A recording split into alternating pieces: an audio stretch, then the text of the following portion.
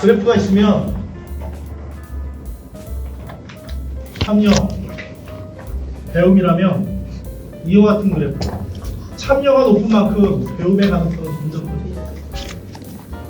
한번 실행해 볼까요? 여러분, 수련회를 준비해요. 그 수련회를 준비할 때 임원들에게 일을 맡겼어요. 아, 요번에 우리 학생부가 인원이 40명인데 오늘 수련회 우리 50명을 데려가. 임원들이 막 밤새서 기도해요. 그리고 그들을 위해서 준비한 프로그램, 변화시키는 프로그램들을 만들고 자기네들이 연극도 하고 찬양인도 준비하고 막 에너지를 쏟아요. 밤을 새요. 이런 학생들과 수련회 당일날 그래서 가자. 가기 싫어. 그래도 가자. 누가 간대? 어느 자매 간대? 그래? 참여한 학생이라 누가 더 큰 배움을 가질까? 분명해. 더 많은 에너지를 쏟고 더 많이 참여하고 더 많이 기도한 그 사람에게 하나님이 더 큰 은혜를 주시고 더 배움의 자리를 이끄십니다. 그냥 끌려간 사람들은 이런 거죠. 팔짱 끼고 Make me 만들어봐. 그래? 그런 거야? 이번 수련회 괜찮았어? 그리고 가는 거야. 그러면 기도하고 거기에 참여해보고 애들이 올까 안 올까 또는 이 프로그램이 좋을까 안 올까 그냥 그걸 위해서 막 땀 흘리고 에너지 쏟고 시간을 쏟고 거기에 참여를 깊이하면 깊이할수록 그 사람에 대한 하나님의 배움과 잠재력이 다 깊어갑니다. 여러분, 제가 이렇게 했죠. 보세요. 뛰어들라고 첫 시간에 여러분에게 말했습니다. 이번 학기가 끝날 때 여기가 구멍이 뚫리지 않을까요? 뛰어드세요. 여러분, 뛰어드세요. 신학부에서 빙빙빙 도는 사람들 있습니다. 무슨 활동한다고 그러면 뛰어드세요. 어디 가자 그러면 뛰어드세요. 거기서 주도적인 사람이 돼서 변화시키세요. 그냥 이렇게 끼고 맨날 신학부 네. 좀 새로운 걸 좀 해보지. 도전 좀 줘보지. 팔짱 끼고 그런 사람이 되지 말고 진짜 변화시키고 싶으면 들어가서 변화시키세요. 여러분이 다 하세요. 신학부 여러분이 바꾸세요. 신학 전공하고 기교 전공하고 성교 전공해서 거기 가서 그 사람들을 바꾸세요. 여러분이 되세요. 하실 수 있잖아요. 하나님은 그러라고 여러분을 지금 부르셨잖아요. 그냥 수업에서 수업 듣고 성적만 A뿔 받으라고 여기 불렀나요? 그럴 거면 학교 다니고 이렇게 말할게요. 배우지 마세요. 그런 사람들이 더 위험해요. 여러분은 사람을 변화시키라고. 여러분의 교육 현장에서 그냥 선생님이 다 만들어줘가지고 그냥 다 준비해서 그냥 딱 교육 시간에 그냥 떠먹여주고 있는 얘들아 먹어, 얘들아 이거야, 이거 저거야, 이렇게 하는 거야, 얘 기도하는 거야, 한 3분 기도하는 거야, 5분 기도하는 거야, 기도 이렇게 하는 거야. 다 떠먹여주고 있어요. 아니 안 먹으니까 막 떠가지고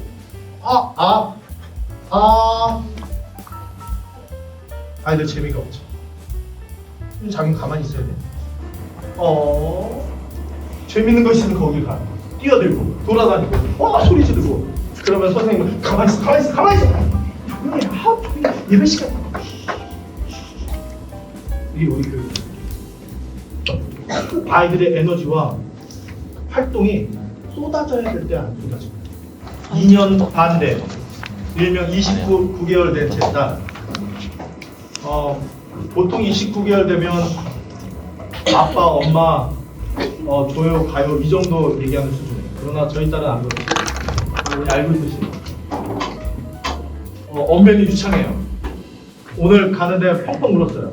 아빠 가지마, 아빠 나랑 놀아, 아빠 오늘 가지마 이러면서 막 울었어요. 제가 나쁜데 가슴이 찢어졌어요. 뭐해라, 오늘 언니 오빠들 가르치러 가는데 금방 올 거야. 한번 기다려. 언니 오빠들이 좀 이렇게 가슴이 고정될 수 있도록 기도하고 해줘, 이런 말을 하면서 나오는데요. 그 아이가 몇 개월이라고요? 22개월. 여러분은 졸업할 때 다 알고 있어야 돼요. 제 딸에 대해서. 29개월 됐어요. 근데 걔는 진짜 29개월이에요. 왜냐하면 엄마가 없으면 위험해. 그리고 혼자서 놀기 힘들어요. 맞죠? 근데 엄마가 화장실 가고 제가 아이를 돌보고 있는데 가끔은 제가 요리를 해요. 요리를 하던가 설거지를 해요. 아내를 돕기 위해서. 전 요리 잘해요. 제가 요리할 때, 설거지할 때 위험하잖아요. 그렇죠? 아이가 오지 못하고 너 거기서 놀고 있어 이래요. 보통. 그런데 얘가 뭘 하고 싶어 하냐면 아빠랑 같이 놀고 싶어요. 이 욕구가, 어린아이들은 항상 아빠와의 어느 정도 노르는 것을 채워주지 않으면 항상 이 니드가 갈급해. 그래, 이게 스트레스가 돼요. 그래서 저는 어떻게 노냐면 제가 만약 양파를 썬다면 양파의 3분의 1을 드릴게요. 29개월 전. 그러면 자기도 아빠 도와준다. 너무 좋아해요. 아빠를 도와준다고 자기. 아빠를 도와준다고 그 소꿉장난 그 도마와 칼과 막 자기가 해요. 아빠 안 잘라줘 그러면 이렇게 해가지고 좀 잘라주고 막 이러요. 자기가 요리에 참여해요. 너무 좋아요. 그리고 그 요리는요 아빠랑 자기가 만든 거라서 너무 잘 먹어요. 또 설거지 할 때는요 아빠 나 설거지 도와주고 싶어. 아빠 참여하고 싶어. 그러면 제가요 설거지 한 거 안 한 거예요. 한 거를 이렇게 물을 떠주고 거기다가 이렇게 집어넣어요. 그러면 온통 물을 그냥 하지만 열심히 신나게 설거지. 그러나 걔는 아빠의 설거지를 도와주고 싶어. 그러면 제가 항상 요리할 때는 설거지하면 와가지고 아빠 내가 도와주고 싶어. 참여하는. 근데 제가 힘들어요. 그냥 모든 걸 자기가 다 같이 하고 싶다고. 아빠가 하는 건 뭐든지. 생각보다 힘들어. 근데 참여하게. 더 중요한 건 좀 이따 얘기할게. 근데 여러분 참여하면 참여할수록 배움의 잠재력이 커진다는 점이 있습니다. 제 딸이 설거지 도와주고 밥 도와주는 게 아니라 그거 할 때는 저는 무슨 생각을 하냐면 걔의 오감을 통해서 모든 근육을 움직이고 배우고 지각 능력이 학습 능력이 커가는 걸 생각합니다. 아세요? 애가 29개월 된 아이가 뇌 기능 발달하기 위해서 소근육들이 다 움직여요. 그런데 작은 것들을 조물락조물락 쌀고 자르고 할 때 설거지하고 이렇게 잡을 때 모든 근육들이 유아교육을 전공하시는 분들은 더 잘해요. 뇌자극이 손가락 움직이면 이 소근육들이 움직일 때 뇌의 이 지능 발달이 더 확대돼요. 저는 그런 생각을 하고 있어요. 이걸 던져주면서 그냥 아빠랑 참여 교육이 아니라 걔는 흥이 있어서 참여하지만 걔의 지능과 걔의 배움은 더 커져갑니다. 그냥 아빠가 동화책 읽어주는 것과 아빠랑 같이 활동하면서 이야기 들려주는 것과 전혀 다르다. 여러분 동화책을 많이 읽어주면 애들이 지능이 발달한다고 하죠? 아니요. 동화책 안 보여주고 오히려 이야기를 재밌게 해주면 더 지능이 발달하고 창의성이 발달합니다. 보이지 않는 게 더 상상력을 낳아요. 제가 어느 날 저녁에 얘가 잠을 자려고 하는데 아빠 재미있는 얘기 해줘. 무슨 얘기 해줄까? 호랑이 얘기 해줘. 그래. 호랑이 얘기? 그래? 호랑이 얘기 해줄까? 무슨 얘기 해줄까? 떡 하나 주면 안 잡아먹지 해줘. 그래. 그래. 그러면 그때부터 이제 시작한 거야. 어느 마을에 엄마와 오빠와 딸이 살고 있었는데 엄마가 떡해가지고 시장에 가서 팔려나와. 그러면 이제 이야기가 시작되는 거야. 나 고개를 하나 넘었는데 갑자기 호랑이가 이러면 딸이 이렇게 같이 해줘요. 그래서 같이 이야기를 만들어가고 참여하고 그러면 끝나면요 엄마한테 떡 하나 주면 안 잡고 이래요. 상상력이 커갑니다. 근데 제가 동화책을 가지고 읽어줘요. 동화책을 가지고 읽어줘야 될 것들이 있고 이야기를 통해서 해야 될 것들이 있어요. 약속이라는 동화책을 제가 얼마 전에 읽어줬는데 거기에 유아교육이 돼가고 있는데 약속이라는 동화책은 어떻게 돼 있냐면 우리가 지켜야 될 약속들에 대해서 이렇게 나와 있는데 처음에 신호등이 나와요. 빨간불, 파란불이 켜지는 거. 그래서 빨간불이 켜지면 사람들이 안 건너가는 거, 파란불이 켜지면 건너가는 거. 보여라, 빨간불이 켜지면 가지 마세요 하는 거예요. 그리고 파란불, 그러면 제가 파란불이라고 그러면 이거 아빠 초록불이야 가르쳐요. 그래 초록불이야. 초록불이면 가도 돼요 하는 거예요. 자, 빨간불이면 뭐라고요? 가지 마세요. 파란불이 초록불이면 가세요. 거기서 끝나는 게 아니에요. 그거를 삶의 현장에 차를 하다가 항상 이렇게 물어봐요. 제 뒤에 앉아있고 아빠 왜 멈췄어요? 왜라? 저 앞에 불이 무슨 색이지? 빨간색이요. 그럼 우리가 어떻게 해야 되지? 멈춰야 돼요. 가지 마세요. 이런 거. 항상 그런 걸 생각해야 돼요. 근데 참여가 아이와 함께 참여하고 뛰어들고 하면 배움의 참여도가 배움의 장점이 커져요. 제 딸아이의 언어 수준은요, 진짜 깜짝 놀랐어요. 지금 또래 아이들이란이 아니라 5살, 6살 된 언니 오빠들과의 대화가 다 엄마는 소통이 다. 저 지금 얘를 영재 교육을 보내야 되나 고민하지만 언젠가는 다른 애들과 동등해질지도 모른다는 생각에 그러나 빨라요. 너무너무 빨라요. 그 엄마의 슬픔, 아픔 또는 힘듦 다 이해해요. 그리고 얘기해줘요. 깜짝깜짝 놀랄만한 말도 많이 해요. 어느 날은 밥을 먹는데 제가 하나하나 못 움직여요. 물을 떠서 다 먹이고 숟가락으로 밥을 떠서 먹이고 아빠 내가 먹는 거 도와줄게. 또 엄마가 이렇게 자기 도와주듯이 다 챙겨주는 거예요. 아빠를. 네가 엄마보다 낫다. 참여시키는 거. 어떻게 참여시키세요? 그냥 강압적인 방법으로 그냥 야 이거 해 저거 해 이거 하세요 이런 것이 아니라 저희가 이거에서 달았잖아요. 제 2법칙에서 달았잖아요. 호기심을 시키고 동기부여를 시키면 뭐 돼요? 발견. 그리고 그 발견된 것을 스스로 뛰어듭니다. 자, 중국 속담에 이런 얘기가 있어요. 자, 같이 읽어보겠습니다. 자, 시작. 들은 것을 잊어버리고 본 것을 기억하고 해본 것을 깨닫는다. 여기 추가되어 있어요. 그리고 나는 변화된다. 그냥 듣는 것이 아니라 이거는 참여의 범위예요. 그냥 듣는 정도의 참여냐, 듣고 보는 정도의 참여냐, 듣고 보고 해라는 정도의 참여냐, 듣고 보고 행했을 때 변화된다. 여기 보면 기억에 대한 통계가 있죠.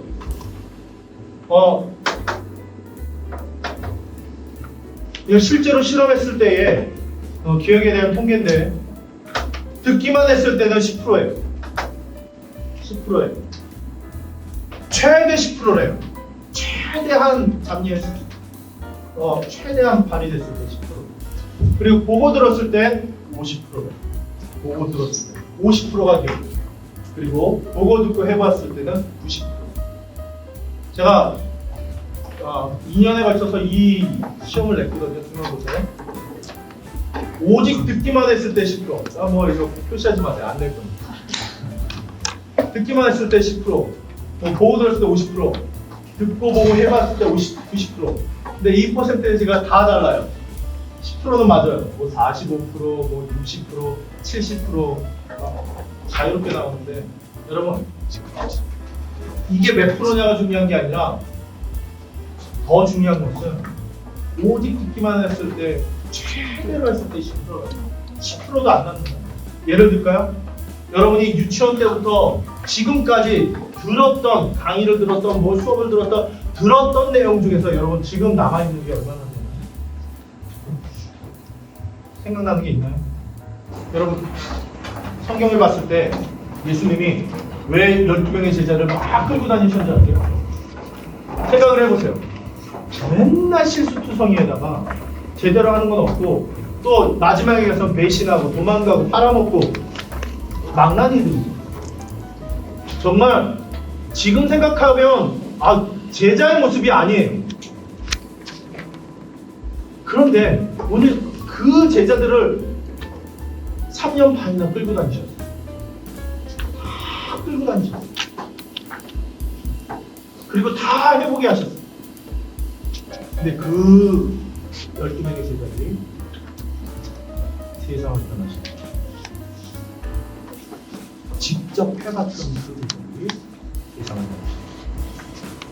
여러분 이런 생각 해보셨어요? 왜 하나님께서는 우리를 아이로 태어나게 하시는가? 왜 아기로 태어나게 하시는가? 하나님은 우리를 평생 교육 과정에 집어넣으시는 배우고 그 단계별로 부딪히고 경험하게 하고 단계별로 부딪히고 계속 배우게 하십니다.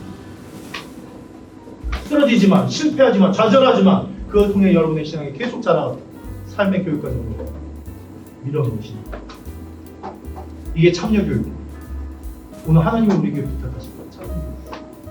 그냥 로봇의 프로그램을 다 집어넣어가지고 스타트 하면 탁탁탁 프로그램 되는 대로 움직이는 그런 로봇이 아니라 오늘 여러분의 삶 각자마다 그 사람 각자마다 스토리마다 어느 사람은 태권도 배워요. 태권도 하러 가고 어떤 사람은 선교하러 가고 어떤 사람은 교회 현장에 각자 삶의 영역에서 배우는 거 참여하는 거 부딪히는 거 다 다릅니다. 그런 의미에서 여러분의 삶의 배경을 후회하거나 좌절하거나 실망하지 마세요. 하나님이 여러분의 삶을 그대로 받기 원합니다.